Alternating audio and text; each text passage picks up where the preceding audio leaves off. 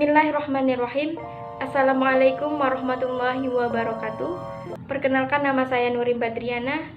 Saya merupakan salah satu mahasiswi UIN Sultan Taha Saifuddin Jambi, Fakultas Tarbiyah dan Keguruan, Prodi Pendidikan Agama Islam. Rekan-rekanku sekalian yang berbahagia dan dirahmati oleh Allah Subhanahu wa taala. Pada kesempatan kali ini dan video kali ini, saya akan menjelaskan salah satu materi dari mata kuliah usul fikih, yaitu mengenai qiyas.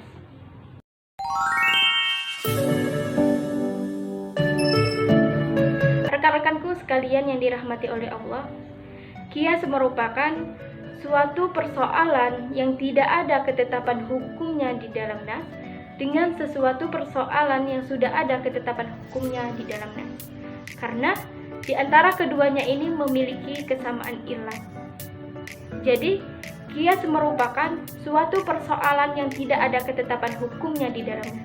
Atau bisa kita artikan sebagai mencari suatu ketetapan hukum yang tidak ada ketetapannya atau tidak pernah dijelaskan di dalam sumber-sumber hukum sebelumnya. Yang mana kita ketahui bahwasannya sumber-sumber hukum Islam ini ada 4, yaitu Al-Quran, As-Sunnah, Ijma' para sahabat, dan qiyas. Jika di dalam sumber-sumber hukum sebelumnya yaitu Al-Quran, As-Sunnah, dan Ijma' tidak ada ketetapan atau tidak ada kejelasan mengenai suatu hukum masalah, maka bukan berarti tidak ada ketetapan hukumnya. Akan tetapi, disinilah qiyas berfungsi. Sebagai contoh, narkoba. Kita ketahui bahwasannya narkoba itu haram, tetapi di dalam Al-Quran tidak ada kejelasan dalil Al-Quran yang menjelaskan tentang narkoba. As-Sunnah pun begitu, tidak ada sahabat Nabi yang menceritakan tentang narkoba. Begitupun pendapat para sahabat. Nah, oleh karena itu, disinilah fungsi qiyas berlaku. Di dalam Al-Quran, khamar hukumnya haram. Dan narkoba kita ketahui hukumnya itu adalah haram. Karena di antara khamar dan narkotika ini adalah memiliki kesamaan ilat, yaitu sama-sama memabukkan, dan sama-sama merusak akal.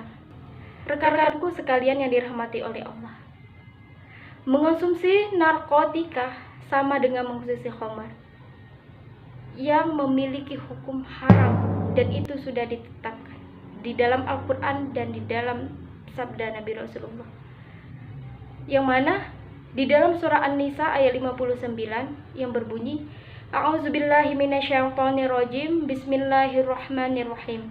Ya ayyuhalladzina amanu atiiullaha wa atiiur rasul wa ulil amri minkum. Fa in tanaza'tukum fi syai'in farudduhu ilallahi war rasul. Dzalika khairu wa ahsanu ta'wila. Rekan-rekan dirahmati oleh Allah Subhanahu wa taala. Di dalam surah An-Nisa ayat 59 ini, kita dianjurkan untuk mentaati Allah, mentaati Rasul, dan mentaati ulil amri atau pemimpin di antara kita. Nah, jika di antara kita memiliki perbedaan ketetapan atau memiliki persoalan tentang hukum, maka kita dianjurkan untuk kembali kepada Allah, yaitu Al-Quran, dan Rasul, yaitu Sunnah. Baiklah rekan-rekanku sekalian yang dirahmati Allah, yang kedua yaitu dijelaskan dalam Sunnah atau hadis Nabi SAW, yaitu mengenai seorang sahabat, Mu'adz bin Jabal, yang ditanya mengenai bagaimana Mu'adz bin Jabal ini mengambil ketetapan hukum. Lalu Mu'adz bin Jabal ini menjawab, "Aqdi bi kitabillah." Jika saya akan mengambil ketetapan hukumnya dalam kitab Allah, yaitu Al-Quran. Fa illam tajid bi kitabillah, kata Rasulullah. Jika tidak ada ketetapan hukumnya di dalam kitab Allah, kemana kamu akan mencari ketetapan hukumnya?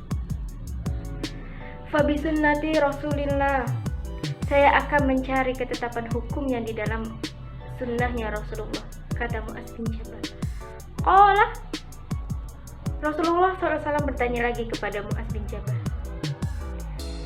fa illam tajid fi sunnati Rasulullah, jika tidak ada ketetapan hukumnya di dalam sunnahnya Rasulullah, wala fi bi kitabillah, dan di dalam Al-Quran, Lalu bagaimana? Mu'adz bin Jabal menjawab, ajtahidu ro'i, saya akan berijtihad menggunakan akalku. Rekan-rekanku yang dirahmati oleh Allah Subhanahu wa taala, disinilah peluang dalil diperbolehkannya menggunakan akal ketika untuk mengambil suatu ketetapan hukum. Dengan catatan, kita harus mencari ketetapan hukum. Terlebih dahulu kita harus berlandaskan kepada Al-Quran, As-Sunnah, Ijma', dan yang terakhir, jika tidak ada ketetapan hukum yang kita inginkan untuk memecahkan suatu persoalan di dalam ketiga sumber terdahulu, maka disinilah metode kias dibutuhkan atau diperbolehkan. Rekan-rekanku sekalian yang dirahmati oleh Allah, mungkin sekian yang dapat saya sampaikan dan saya jelaskan pada video kali ini. Apabila ada salah kata dalam penyampaian saya dan pengucapan saya mohon maaf. Semoga apa yang bisa saya sampaikan bisa bermanfaat bagi rekan-rekanku sekalian yang berbahagia. Saya akhiri, billahi taufik wal hidayah. Wassalamualaikum warahmatullahi wabarakatuh.